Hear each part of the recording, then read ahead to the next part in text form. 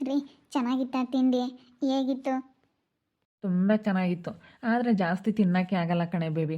ಮೊದಲು ನಾವು ಚಿಕ್ಕವರಿದ್ದಾಗ ಯಪ್ಪ ಏನಾದರೂ ಸಿಕ್ಕಿದ್ರೆ ಸಾಕಪ್ಪ ಚೆನ್ನಾಗಿ ತಿಂದುಬಿಡೋಣ ಅಂತ ಅನ್ನಿಸ್ತಿತ್ತು. ಇವಾಗ ಅಷ್ಟೊಂದು ತಿನ್ನೋಕ್ಕೆ ಆಗಲ್ಲ. ಮೊದಲು ಇಲ್ಲೋಡು ಸ್ಕೂಲಿಗೆ ಈಗ ಬೆಳಿಗ್ಗೆ ಸ್ಕೂಲ್ಗೆ ಹೋಗೋಷ್ಟೊತ್ತಿಗೆ ಒಂದು ಸತಿ ಉಂಡೋಗ್ತಿದ್ನಾ, ತಿರ್ಗಾ ಸ್ಕೂಲಾಗ ಒಂದು ಸತಿ ಉಣ್ತಿದ್ನಾ, ಸ್ಕೂಲಿಂದ ಬಂದ 4 ಗಂಟೆಗೆ ಒಂದು ಸತಿ ಉಣ್ತಿದ್ದೆ. ತಿರ್ಗಾ ರಾತ್ರಿಗೆ 7:30 8 ಗಂಟೆಗೆ ಒಂದು ಸತಿ ಉಣ್ತಿದ್ದೆ. ತಿರ್ಗಾ ನಾನು 9 ಗಂಟೆಗೆ ಎದ್ದಿದ್ರೆ 9 ಗಂಟೆಗೆ ಇನ್ನೊಂದು ಸತಿ ಮನ್ಕೊಂತಿದ್ದೆ. ನಮ್ಮಮ್ಮ ಯಾತನ ಚಪಾತಿ ಮಾಡಿದ್ರಂತೂ ಅಯ್ಯೋ ಚೆನ್ನಾಗಿ ತಿಂತಿದ್ದೆ. ನಮ್ಮಮ್ಮ ಅಂತೂ ಬೈತಾ ಇರೋದು, ಅಯ್ಯೋ ಏನಲ್ಲ ಪಾಪ ಆಗ್ಲಲ್ಲ ಉಣ್ತೀಯ ಅಂಬದು ನಮ್ಮಮ್ಮಯ್ಯ. ಆಗ್ಲಲ್ಲಿ ತಟ್ಟೆ ತೊಳೆ ಸಾಕಾವತ್ತು ಉಣ್ಪಟ್ಟು ಉಂಬಲ್ ಮನೆ ತಾಗಿದ್ರಂತೂ ಬಿಡತ್ತ. ಶನಿವಾರ ಭಾನುವಾರ ಯಾತ್ ತಿಂದು ಯಾತ್ ಬಿಡೋಣ ಅಮ್ಮಂಗಾಗೋದು. ನಾನಂತೂ ಅಕ್ಕಿ ತಿಂತಿದ್ದೆ, ಏನು ಬೇಡ ಸಖತ್ತು ಅಕ್ಕಿ ತಿಂತಿದ್ದೆ. ಸೇಮ್ ನಾನು ಅಷ್ಟೇ.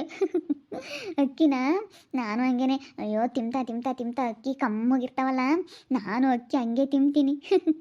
ತಿಂದಂಗೆಲ್ಲ ನಾನು ಆವಾಗ ನಾನು ಅಷ್ಟೇನೆ ಚೆನ್ನಾಗಿ ತಿಂತಿದ್ದೆ. ಅಯ್ಯಪ್ಪ ಒಂದಿನ ಜಾಸ್ತಿ ತಿಂದ್ಬಿಟ್ಟಿದ್ದೆ, ಹೊಟ್ಟೆ ನೋವು. ಸಖತ್ತು ಹೊಟ್ಟೆ ನೋವು ಇಕ್ಕೊಂಡಿತ್ತು.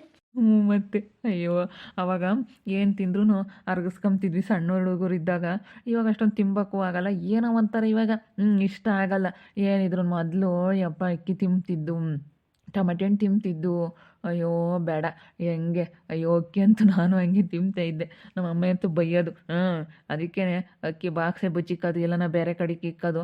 ನಾನು ಹೋಗಿ ಅಕ್ಕಿ ಚೀಲ ಇರೋದಲ್ಲ ಅದನ್ನೇ ತೂತ ಮಾಡ್ಕೊಂಡು ಹಿಂಗೆ ಕೆರ್ಕೊಂಡು ಅಕ್ಕಿ ತೂತ ಹಿಂಗೆ ಕೈಯಾಗೆ ಅಕ್ಕಿ ಚೀಲನ ಹಿಂಗೆ ತೂತ ಮಾಡ್ಕೊಂಡು ತಿಂತಿದ್ದೆ.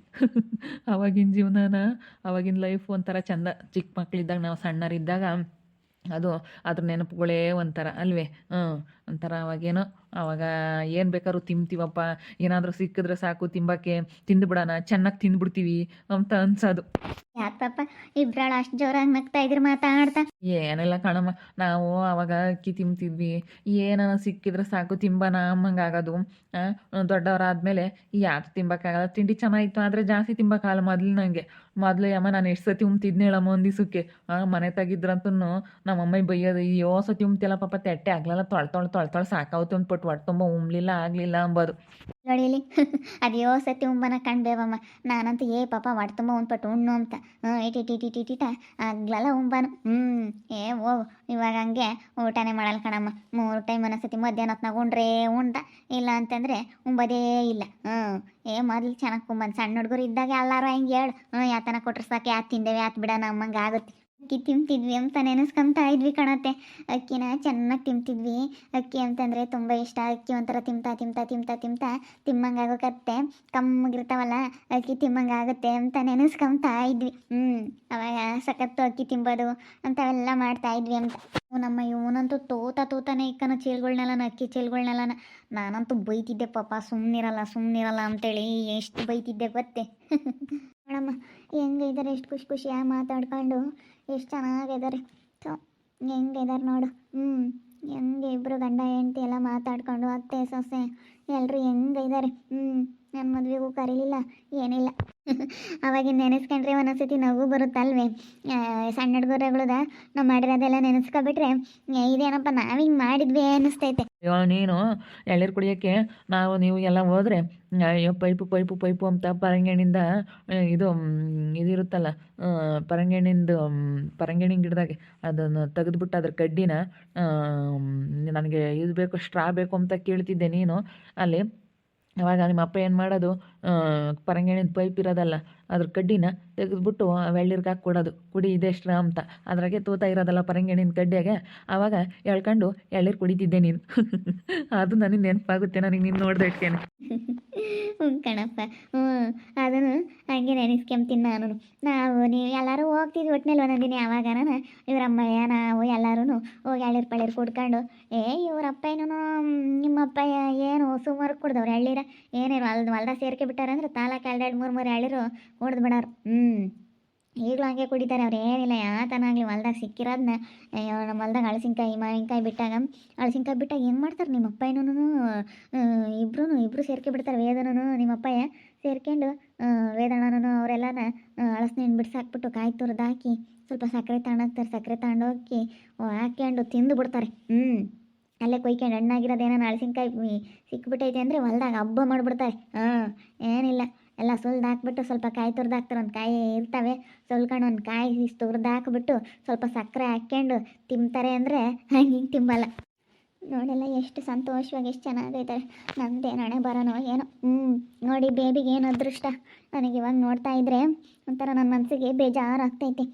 ವೈಭವ್ ನೋಡು ಎಷ್ಟು ನಗ್ನಾಗ್ತಾ ಅವಳನ್ನ ಎಷ್ಟು ಚೆನ್ನಾಗಿ ನೋಡ್ದೆ. ಫಸ್ಟಿಗಲ್ಲ, ಅದಕ್ಕೆ ನೋಡ್ಕೊಂತಾನೆ ಅನ್ಸುತ್ತೆ. ನಾನು ರೋಗು ಹಿಂಗೆ ಇದ್ವಿ ಹೇಳು ಫಸ್ಟಿಗೆ. ಆಮೇಲೆ ಇನ್ನೊಂದು ಸ್ವಲ್ಪ ದಿನ ಹೋದ್ಮೇಲೆ ಅಲ್ಲೇ ಗೊತ್ತಾಗೋದು. ಅಲ್ಲ ಇವಾಗ ಎಷ್ಟು ಖುಷಿಯಾಗಿದ್ದಾರೆ, ನಾನು ಇವಾಗ ಎಷ್ಟು ದುಃಖದಾಗಿದ್ದೀನಿ. ಅಲ್ಲ ನನಗೆ ಬೇಜಾರಾಗುತ್ತೆ ನೆನೆಸ್ಕೊಂಡ್ರೆ. ಏನೋ ನಮ್ಮ ಮನೆ ಬರ ಯಾಕೆ ಹಿಂಗಾಯ್ತೋ ಏನೋ. ಅಂದರೆ ಖುಷಿಯಾಗಿರ್ತಾರೆ, ಏನು ಕಮ್ಮಿ ಆಗಿಲ್ಲ ಇವಾಗ. ಎಲ್ಲ ಮನೆಗಿನ ಎಲ್ಲ ಕಟ್ಟವ್ರೆ, ಏನು ಒಬ್ಬನೇ ಮಗ.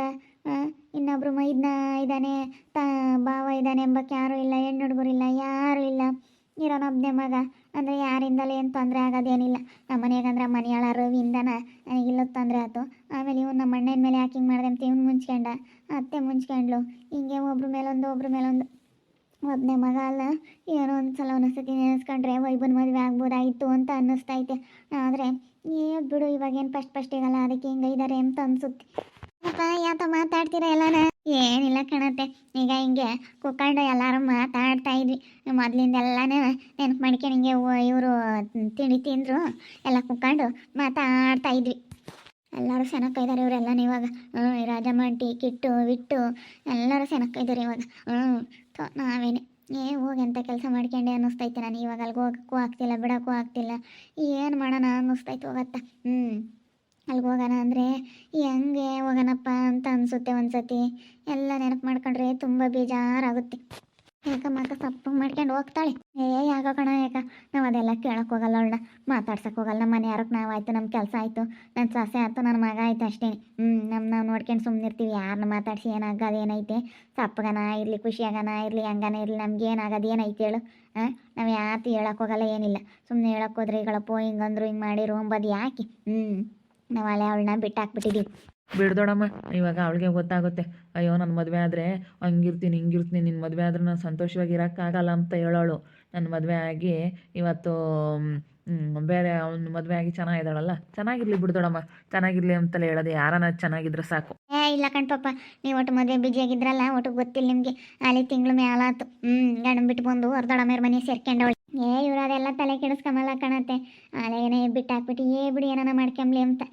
ನನಗೆಲ್ಲ ಹೇಳಿದ್ಲು ಮದುವೆ ಆಗ್ಬೇಡ ಅಂತ. ನಾನು ಮದುವೆ ಆಗಿರೋದಕ್ಕೆ ನಾನು ನೋಡಿ ಎಷ್ಟು ಇವಾಗ ಒಟ್ಟು ಹುರ್ಕೊಂಬ್ತಾಳೆ ಏನೋ. ಹುರ್ಕೊಂಬ್ಲೇಳು ಬಿಡು. ವೈಭವ್ ಅಂತ ಅನ್ನೋ ಹುಡುಗನ್ನ ನನ್ನ ಮದುವೆ ಆಗೋಕ್ಕೆ ತುಂಬ ಅದೃಷ್ಟ ಮಾಡಿದ್ದೀನಿ ಕಣತ್ತೆ ಇವತ್ತು. ನಮ್ಮ ಮತ್ತೆ ಅದೃಷ್ಟ ಮಾಡಿರಕ್ಕಿಲ್ಲ, ಇಂಥ ಅದೃಷ್ಟ ಯಾರಿಗೆ ಬರಂಗೈತೆ? ಹಿಂಗಳಮ್ಮ ಇಬ್ಬರಾಳನು ನಿಮ್ಮ ಮಧ್ಯೆ ಏನೇ ಬರಲಿ ಒಂದು ಅನುಸರಿಸ್ಕೊಂಡು ಹೋಗ್ಬೇಕು. ಹಿಂಗೆ ಗಂಡ ಹೆಂಡ್ತಿ ಅಂದಮೇಲೆ, ಮನೆ ಅಂದಮೇಲೆ, ಅತ್ತೆ ಸೊಸೆ ಅಂದಮೇಲೆ ಯಾವುದಾದ್ರೂ ಒಂದು ಬರುತ್ತೆ. ಅವನ್ನೆಲ್ಲ ಅನುಸರಿಸ್ಕೊಂಡು ಹೋಗ್ಬೇಕು. ಎಲ್ಲಾರನ್ನ ಸೆನ ಕಿತ್ಕೊಂಡು ಹೋಗ್ಬೇಕು. ನಾನು ಅದನ್ನೇ ಹೇಳೋದು. ಹೆಂಗ ಚೆನ್ನಾಗಿದ್ರೆ ಸಾಕು, ಹಿಂಗೆ ನಗ್ನಾಗ್ತಾ ಅಡ್ಕೆ ಮರಿಯೋದ್ರಿಗೆಲ್ಲ ಸದ್ರ ಆಗಬಾರ್ದು ಅಂತ ನಾನು ಅದನ್ನೇ ಹೇಳೋದು. ಎಲ್ಲರೂ ಚೆನ್ನಾಗಿ ಇತ್ಕೊಂಡು ಹೋಗ್ಬೇಕು ಕಣಮ್ಮ ಅಂತ. ಅವಳೆಲ್ಲ ಎಷ್ಟು ಚೆನ್ನಾಗಿದ್ದಾರೆಲ್ಲ, ನಗ್ನಾಗ್ತಾ ಹೆಂಗೆ ಮಾತಾಡ್ತಾರೆ. ಅವಳು ನೋಡಿ ಹೆಂಗೆ ಮಾತಾಡ್ತಾ ಇದ್ದಾಳೆ. ಎಲ್ಲರೂ ಸೆನಕ್ಕಿದ್ದಾರೆ. ಈಗ ನೋಡ್ತಾ ಇದ್ರೆ ನನಗಂತೂ ನೋಡಿ ಬೇಬಿ ಮದುವೆ ಆಗ್ಬಿಟ್ಲು ವೈಬನ್ನ ಅಂತ ಅನ್ನಿಸ್ತೈತೆ.